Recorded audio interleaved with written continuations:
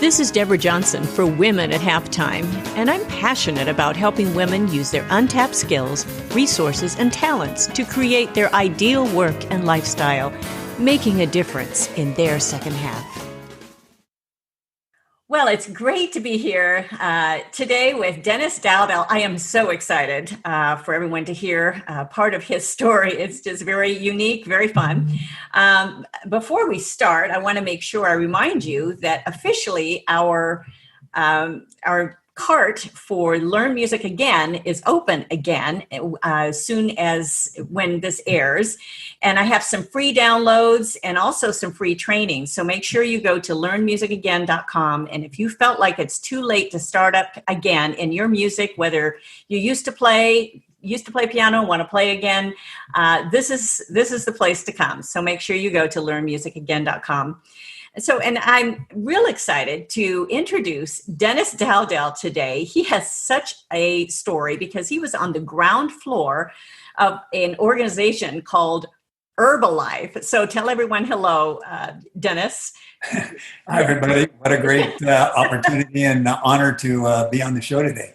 Yeah, it's just great to have you. And you have quite the background because my message to so many is that, you don't need to have graduated from high school as valedictorian. You don't need to have, all the money in the world to start a new business or going into being an entrepreneur. You have quite a story. Tell us a little bit of how you actually even started, even through your high school and early college years, Dennis. Can you put that in a little capsule? It's funny you say that because when I got out of high school, I went to college, but I was passed on probation. And so I was scared to death, but I studied as hard as I could. And I did good for a while. But then after a while, I got into the same old habits. And when I graduated from college, I think I graduated with something like a 1.96 average or something. Oh, my gosh. It really wasn't good. But the thing that I really got in college was really the idea of my personal education. A formal education, can make you a living. Mm-hmm. But a personal, informal education, is what really creates your fortune and your legacy. Yes. And so that was the deal. And so after college, I wasn't quite sure what I wanted to do. And I started driving a school bus. And I thought, I liked kids. I had worked with college kids and stuff. And so I thought that would be good. And it was a great job. But what had happened is they started moving me around to places that I didn't want to be. And I thought, well, I don't want to work at something that I'm not going to enjoy. Mm-hmm. So I started looking around and I helped a friend of mine out who was in the industrial supply business. So I went from college to driving a school bus to working in the industrial supply business. But it didn't take long for me to realize that things weren't holding together there very well. So what did you And so I thought, well, I've got to find me a career. Now, I'm coming up on my 30th birthday, right? And so, I'm thinking, okay, I need to get going, right? I'm thinking I'm getting old. I'm 30, right? So what did you sell? What did you sell, that? Dennis? What did you sell in industrial supply? Nuts and bolts. Oh, nuts and bolts. Oh. Nuts, bolts, tools, pipe fittings, that kind of thing. So that's why I say it really didn't hold together very well. But the thing is I started looking around, and what I wanted something where I could make a difference for people, but I really wanted to travel. And I responded to a little ad in the newspaper for this nutrition company. And I go up for what I think is a one-on-one interview, and they cram me in one of these happy, clappy rooms with a lot of people. Oh, I'm thinking, man, what am I doing here? But I thought, okay, well, I'd rather sit in this room than sit in traffic driving home because it was up in LA. Okay. And so they talked about the products, and that made sense, because they were nutrition and weight loss. I thought, okay, people definitely want this stuff. Mm-hmm. And I didn't know anything about nutrition, by the way, Wow. But it sounded like people needed this stuff. So I thought, okay, that makes sense. But then they started drawing squares and circles on the board. And I thought, oh no, this is some kind of sales. I hate sales. I'm thinking to myself, listen, I don't like sales, don't want sales, not doing sales. Thanks, but no thanks. Okay. But the founder of the company, who was really my mentor, he said, Dennis, listen, He said, this is what we're going to do. We're going to go out and we're going to make a difference for people, right? Wow. And we're going to go customer by customer, city by city, state by state, country by country, and we're going around the world.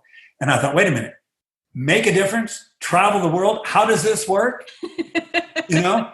And I'm thinking, I'm telling Mark, I said, hey, I hate sales. And he says, well, Dennis, he says, aren't you working with college kids? And I said, yeah. And he said, what are you selling them? I said, I don't sell them anything. He says, what do you do? I said, I just help them deal with life. I help them solve problems. And he says, do they have weight problems? I said, Mark, they're freshmen 15, of course. He says, do they have financial problems? I said, Mark, they're in college. Said, well, now you've got 2 more problems to solve. Wow. And the penny dropped. Wow. And I realized I don't have to sell anything. I just have to do what I've always done, help people prepare themselves for life, a better life. And that's what did it. Wow. And Dennis, that is 40 years later, still doing the same thing. What a great principle. I mean, because there are so many that are just panicked about selling. And when you think about just helping people solve problems, it puts a whole new twist on it, because that's really what we should be doing for each other anyway in our world. And so how many years did you say you were on the ground floor? So I want to talk about what that was like, even getting involved with that. So, and how old that company was. Herbalife is huge. So. Yeah, well, I mean, it's we're coming up to $8 billion in over 90 countries around the world. Wow. So yeah, we were in a little hole-in-the-wall joint up in Beverly Hills, and it literally went like Mark said. And I just had the privilege. The company was like 4 months old when I got started. Wow. So, we literally did exactly what he said. And it was just that, customer by customer, city by city, state by state. And that, I mean, I've been to 51 countries on 5 continents, wow. And it's been mind-boggling just watch. But the thing is, it's like, how do you eat an elephant? Right. One bite at a time. Yes. And that's all that we did. We just did one customer at a time, one city at a time, one state at a time, one country at a time. And it just grew. You just evolved and grew with it. Wow. That's neat. Now, when you talk about you grew with it, you grew the company, what sort of self-leadership, because you speak a lot today on leadership, and actually you're leading teams and doing all of this because you've been in this company for so long, but what kind of self-leadership, what sort of habits, when you talked about bad habits, okay? I had plenty of those. What's that? I said I had plenty of those. So what needed to change for you? What sort of mindsets, what sort of habits did you need to start putting in place to start building your business and working with people that were not just a youth group? Well, I tell you, Debbie, it's a great question. And so much of it is just that. It's the mindset. Okay. Thoughts control our life. Yes. But the plus is we control our thoughts. Yes. Yes. And so that was a valuable thing for me. But the thing that was so valuable that really helped me is to realize that it really wasn't about me. And so long as I took me out of the picture, and just focused on them, that's where things were powerful. Now, when it comes to needs, you think of others. Yes. But when it comes to change, then I think of me. Okay. And I heard the saying that said, for things to change, you got to change. For things to get better, you got to get better. Okay. And I wrote it down. And then when I went home, I thought, why is that? And then the more I thought about it, the more it made sense, because I realized that things don't change. We have poverty today. We have exuberant wealth today. We have corruption today. We have all kinds of stuff today. Guess what? We had it 100 years ago, 1,000 years ago, 2,000 years ago. Things don't change. Right, right. People do. Yes, yeah. And so I thought, wow, so for things to change, I've got to change. And when I realized that, so that's taking responsibility. So the first self-leadership was realizing it's not about me, and that I've got to take responsibility for my life. Wow, that's a big one. And that's a lot for a lot of people. They want to just stay in their own little victimhood. So yeah, they do. Yeah. And I mean, and we see it all the time. But the thing is if we stay there, that's a choice. Yes. And I've got this saying that to me is very powerful, and that's choices are free. Mm-hmm.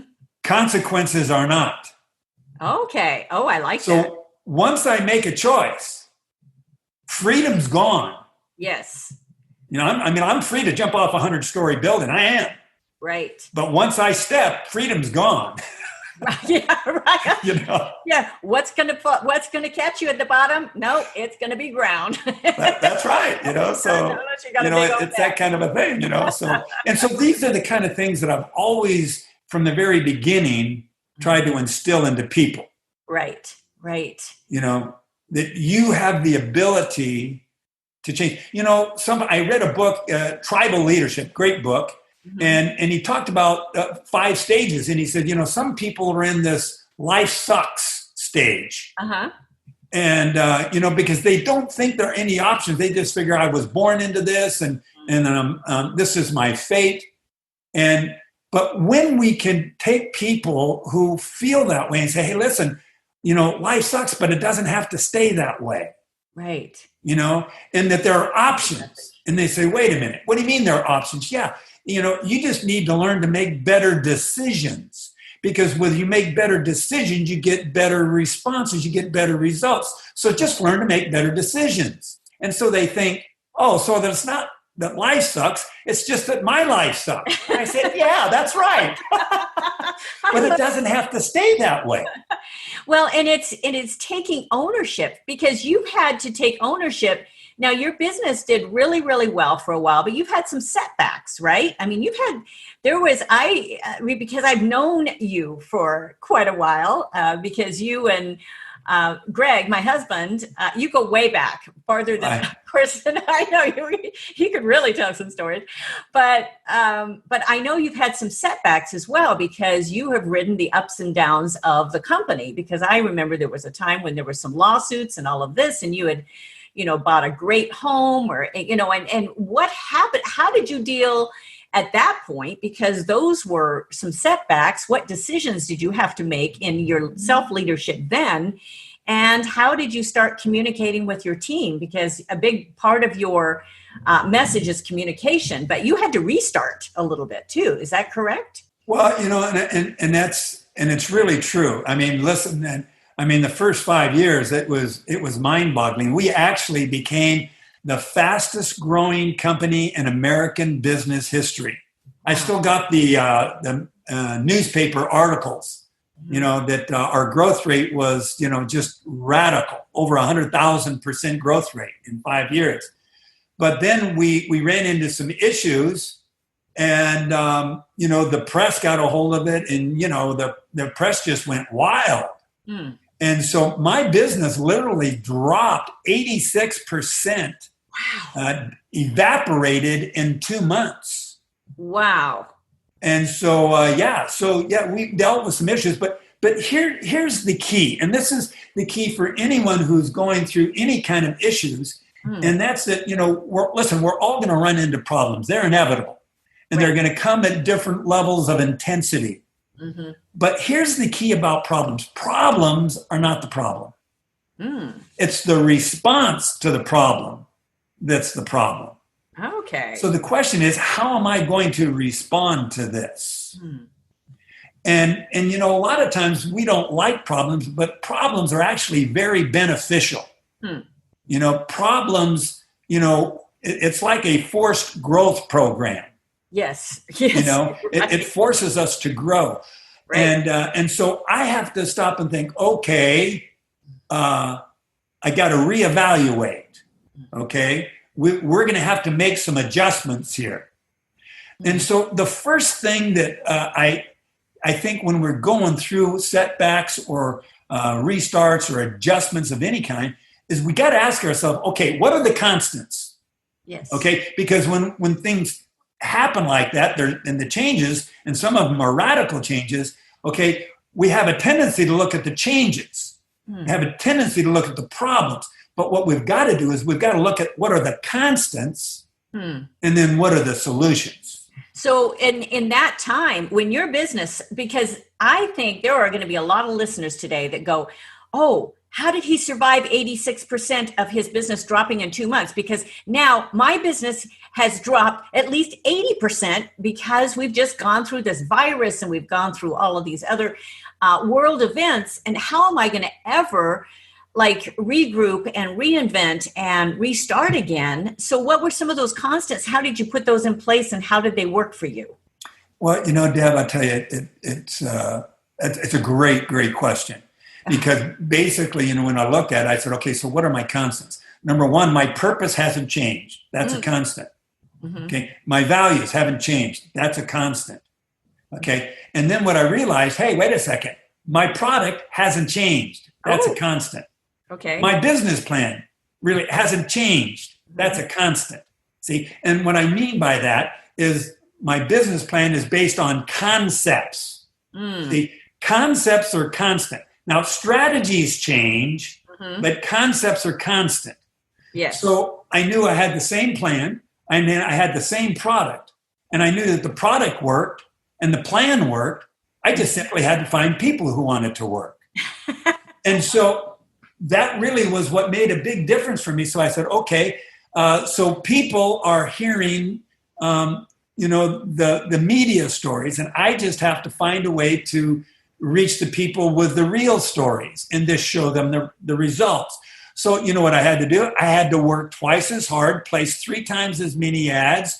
I had to invest in myself. I had to invest in the business, knowing what the results were going to be. Wow. And so that's really, what was the key for me. So, and anytime, and this is an interesting concept, and that's and there's our response to problems has to do with our perspective. So I got to think, okay, if I knew everything now, okay, the day I started, yes. what if I had all my knowledge, all my experience, all my stories, all of those things? What if I had all of that the day I started? Would my business do better? And I thought, well, of course. And so listen, sometimes we have adjustments and restarts that happen, that aren't our choice. We don't choose when problems come. Right. But there's many times I tell my team, listen, why don't you do a forced restart? Why don't you do a planned restart? What if you started over today? Knowing what you know, what would you do different? I love that principle. I'm going to steal that one. That's a really good. Actually, I'll borrow that one. We borrow from everyone. Listen, I steal everything. So I'll tell you who I stole it from, but I don't remember. That is so funny. And you're still working with a team at this point, because the Herbalife organization has a downline, right? I mean, you've got people that you're working with that are, you're over the umbrella. And so you started communicating with your team. That's a great principle of a forced restart, and how, what principles they're going to put into place, because you're helping train them really for life, for being able to survive almost anything, because any business is going to go through the ups and downs. Right. So how important was that? And how did you end up actually even coming out of that, and what happened as a result? And how long did that last? Well, Deb, I recovered, I probably recovered about 80% within the first year. Wow. So, we had pretty good, I didn't get back exactly to where it took a little longer. It took about 4 years to get back to where I was. But here's the thing, Deb, and this is why I say the constants. My purpose didn't change. Right. And so when I talk to my team, okay, because remember, they're all independent contractors. They all basically all own their own businesses. So what I did is I had to remind them, why did you get started? What was your purpose? What is your purpose? Now, just knowing our purpose is one thing, but even though you know your purpose, you know your goals, you know your vision, you know where you're going to be, right, you still have to go through the process to get there. Yes, exactly. So what is the process? What is the process? What strategy am I going to use that's going to bring me success? Yeah. And I go through that process. Now, here's the thing. Every process involves problems. Mm-hmm. No problems, no progress. Yes. Adversity equals advancement. Mm-hmm. And so as we learn to solve problems, what happens, and this is the beauty of it, this is why you want to have some forced restarts. When you learn to solve these problems, the best benefit of the problems, and why sometimes you even got to look for problems, when you solve problems, you become more valuable. Ah. See, the marketplace doesn't pay for time. The marketplace pays for value. And the more problems I can solve, the more valuable I become. Yes. And so my value increased, which now gives me greater potential. Now, here's the interesting thing about it. As I'm dealing with problems, we never had problems with a product. We never had problems with a plan. The problem area comes with people, comes with personalities. And so the really thing that we've got to do is we got to learn how to deal with people. Now, here's the interesting thing. People are the biggest problems, but people are also the biggest solutions. Okay. So we got to get around the right people with the right knowledge and the right information who could keep us moving in the right direction. Yes. So I ask my people, okay, remember your purpose. Why did you get started? What is it that you want? And why do you want it? See, what you want only points you in the direction.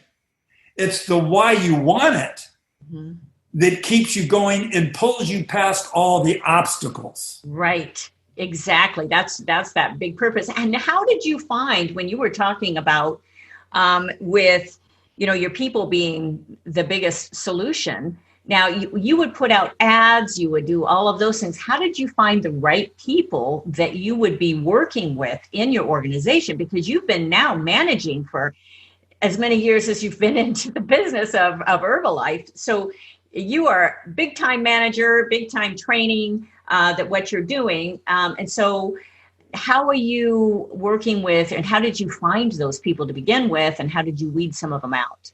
Well, it's actually more of a simple process than people realize. All I really had to do is look for someone who was dissatisfied. Oh, a dissatisfied person. Now, some people love the job, hate the money. Some people love the money, hate the job. Some people love the money, love the job, hate the boss. So the thing is, you just have, I love my job. I hated my boss. So I figured, okay, that didn't work. Right.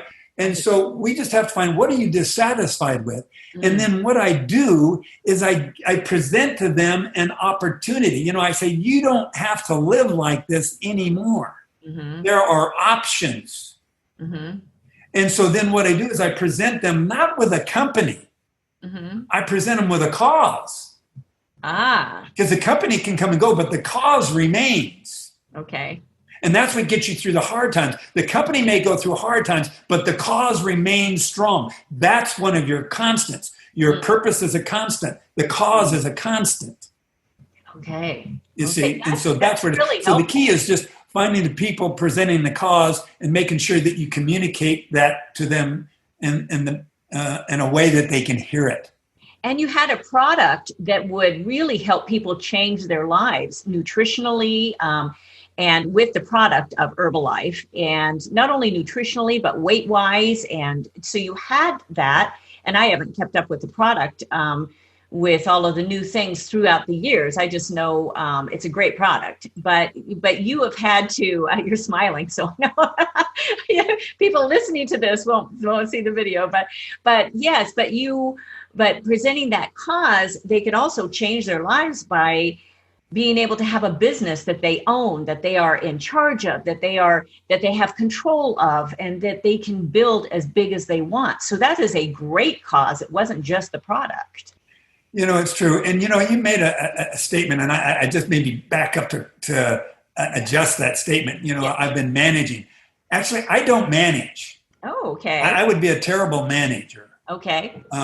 What I try to do is I try to lead leaders. Oh. And so the idea here is I don't want to manage people. I want to equip people. Okay. See, my ultimate purpose from the beginning is to put myself out of a job. Ah, okay. And if they know what I know and they can do what I do, I don't have to do it anymore. Okay. And, it's interesting because a lot of people, when they get started, most people don't start from a highly prosperous, successful position, although we Right. have had, because Right. maybe they had the money. But I mean, I had one couple, they were six-figure income, had the cars, the homes, and everything, but they didn't have the time, they didn't have the lifestyle for their kids. So I appealed to that. Okay. But most people, are in survival modes. Yes. And they're living paycheck to paycheck, month to month. Right. And when you're in a survival mode, guess what you're thinking about when you're in a survival mode? Me. Oh, yes. It's my bills, my problems, my pains, right? Right. And right. so what I offer to do, and this is why I don't sell a company, I sell the cause. Because Right. now what I do is I immediately try to get them to think about somebody else's pain, somebody else's bills, somebody else's health problems, somebody else's weight problems. So you get the focus off of you and on to others. And now instead of being in a survival mode, you're in a servant mode. Because now you're helping them to solve problems they have up to this point not been able to solve. And if you help enough people get what they want, you automatically get what you want. That is brilliant. A great principle. Yes, and that goes clear back to there's some great speakers that have spoken to that fact of if you can help other people get what they want, and Zig Ziglar, Jim Rohn. Totally, that was Zig Ziglar's big message of what he always preached and spoke about. Definitely. So, Deb, I tell you, I think and it's such a key there, because the real key in dealing with people and dealing with any kind of business, it's having what one of my mentors calls as a you focus. And in other words, it's not, and that's why I say it's not about you. See, I can't help 10 people become successful that I earn on and not become successful myself. And so success really isn't what I do. Success is really what they do as a result of what I do. So I just need to make sure that they're thoroughly equipped. So I'm not going to manage them. I'm going to equip them to be effective. And then when they become successful, I become significant. Yes. If you can equip them, they can do the work better for you. That's a great management tool, by the way. Yeah. It's non-manager. Definitely a great management tool. And if you have, I work with virtual assistants or people that are, not in my office. As long as I can equip them I want them to have huge success. They get the enjoyment. I get to keep paying them. All of this works all together, and they're learning at the same time because I'm kind of training them as we go. So it's exactly what happens there. So it's so funny as we are talking these podcast episodes. We are still in some of the time of isolation. So I have some work going on. So I have these little dump trucks outside my office. So I can't hear anything. Myself now and then. If anybody has heard that, they're wondering what's happening during this podcast. But I want to move on and in how your downline, you have how many people on your website? You say you have like 250,000 people that your organization. Talk just a little bit about that and how you communicate, and then in even some of the personal changes, because you got married a little later in life. So I'd love to at least say, approach that too. But talk about this 250,000 team or people that you have in your organization. Well, I mean, that's a great question, Deb, because that's what sometimes drowns people. They try to think of how can I manage all of that? The truth of the matter is you can't, And so this is why when I begin dealing with people, I'm immediately putting myself out of a job. So what I want to do is I want to delegate the responsibility. Now, I've got over 250,000 people, but basically those 250,000 people are all under 5 main lines of people. Wow. So what I did is I trained 5 people how to train 5 or 10 people who could train 5 or 10 people. And so the only thing I really got to deal with is the 5. Okay. That's the value of the multi-level. I thoroughly equip 5, and then I just make sure that they continue to grow and continue to develop. Mm-hmm. Right. And when they continue to grow and develop, they help their people to continue to grow and develop. See, I don't care how much volume you do. I want to know how many people have you impacted. Yes. Okay. See? And so that's how it goes. So that's why, my business is in 70 some countries. I've got people I've never met. Yes. But yeah. Goes down through the line. So that's the value, and that's where the freedom comes in. That's where the real joy comes in. My joy comes from watching what they've done and watching them succeed. Listen, when I get reach a level, that feels good. Mm-hmm. But when one of my people reaches that level, it's unbelievable. You've done some concerts and got standing ovations. Yes. Okay. Yes. And that feels great. Yes. You say, I did it. I made it. I made it happen. Right. But what feels better than that? When one of your students does a recital and they get the standing ovation, you go, whoa. That's really better than that. Taught for so many years, and it's very exciting. I've always provided the opportunity for them to perform, and it's how I put myself through school, is just teaching, but as well as touring. But the thrill that you get from other people succeeding is wonderful. Or them auditioning and getting into the college of their choice. It's very, very exciting. And how hard they've worked, and how hard you work with them to get to that point, But that's right.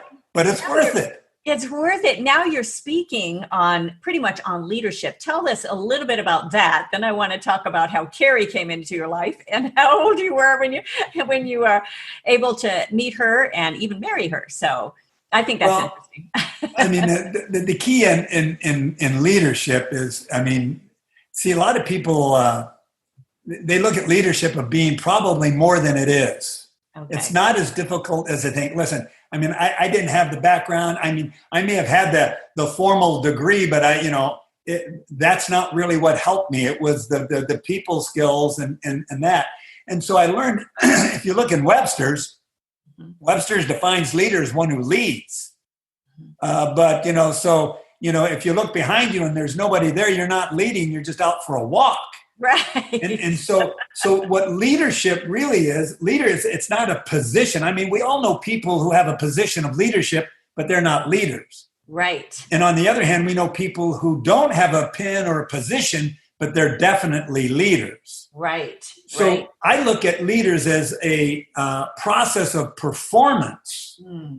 I don't care what their background, their education, or anything else is. And that's one of the values of problems, of restart, of adjustment, because leaders rise up in chaos. When we run into those problems, that's where the leaders rise to the surface. But here's something that hopefully will help your people. And because, listen, everybody listening today, we're all leaders. The question is, where are we leading? And who are we leading where? Yes. And so, but here's a definition that I got from my mentor, Bob Beal. I've spent 30 plus years with him. But he says leaders basically just knows what to do next. Mm-hmm. That's pretty easy. We can mostly figure out what to do next. Yes. The key is understanding why it's important. Okay, why do I want to do this? Why is that important to do next? Mm-hmm. And then how do I take the resources that I have available to solve the current situations? Oh, okay. And that's it. Because if I know what to do next, if I know why it's important, and I know how to amass and collect the resources that I have available now to solve the problem at hand, that's going to move me one step closer. Mm-hmm. And that's what it is. You've got executives who get on a charter plane down for an industrial convention, and at the last minute, some native jumps on the plane. They wonder, who is this guy? They're there with their degrees and their COOs and CFOs and all this kind of stuff. And this native gets on there, and he's in the native garb, and they're in their Brooks Brothers and Armani suits. But the plane crashes in the jungle right outside of the city where the convention is. Fortunately, everybody survives.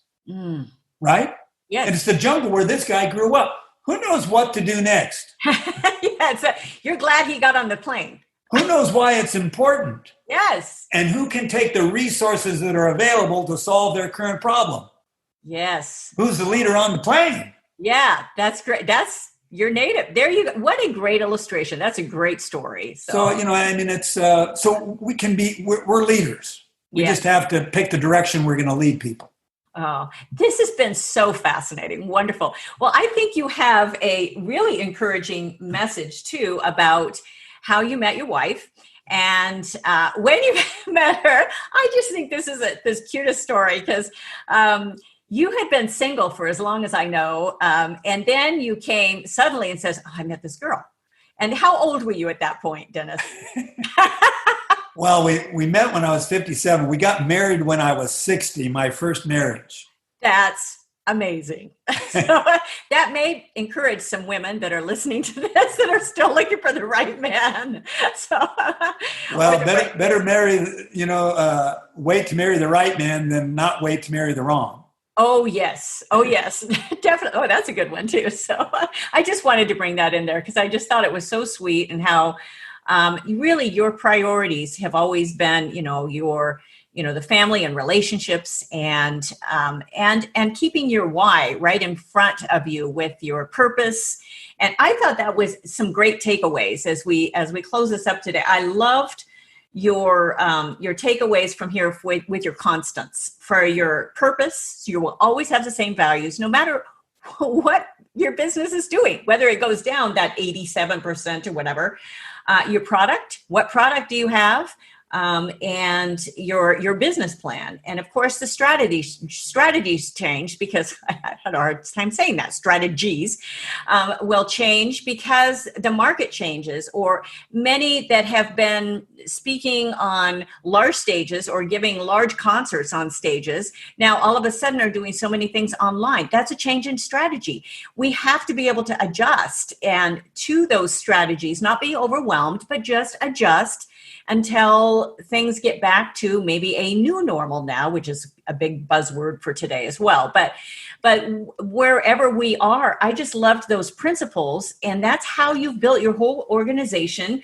You have basically solved problems for people and just communicated that opportunity and helping people, giving them that opportunity to build a life for themselves. What a great mission that you have done. And you've done very, very well with this. And I can't believe Herbalife was just 4 months old. I did not know that. I did not find that in my little research. And that's pretty amazing that you were on that. I knew you were on ground level, but that's a very, very young company to say, oh yeah, I'll do it.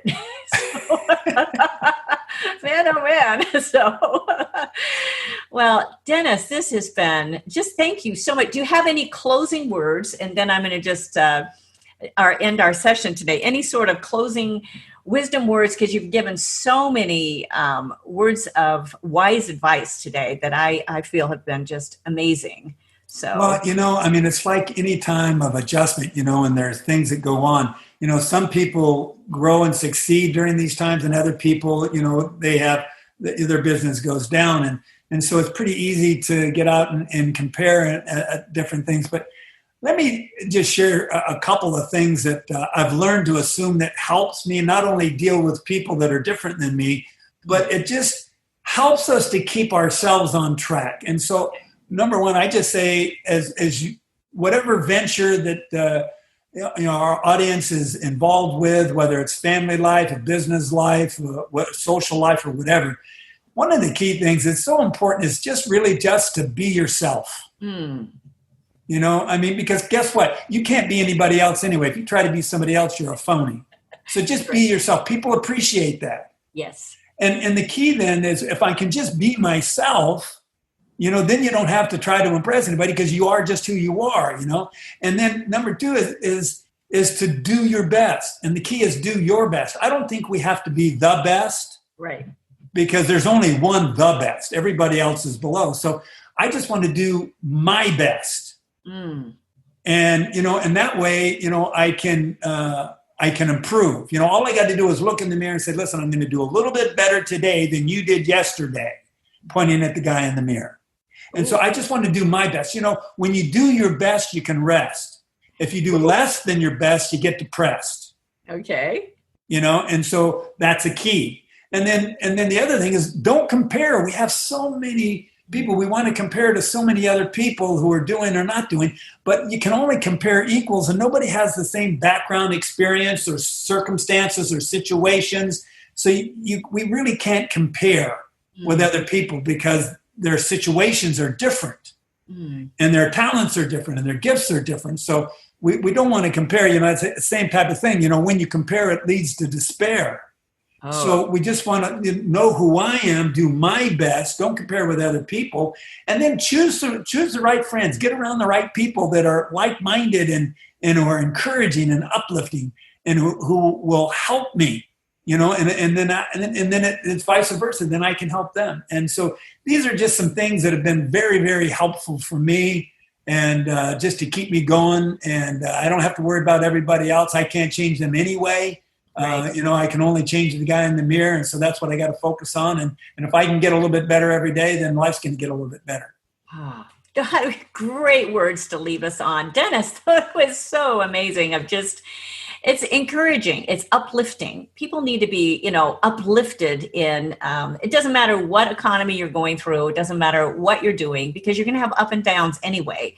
But that sort of uplifting message of, doing your best, being yourself, not comparing. And I talk a lot about that is this comparison trap people get in. And so that is a really, really good point. So, well, thank you again for being with me today. And I hope you join me next week with handling disappointment during times of multiple setbacks. A topic that is so needed today. You are not going to want to miss it. And it was really fun for me to put together because it is uplifting. And that's what a lot of people need right now. Handling disappointment during times of multiple setbacks.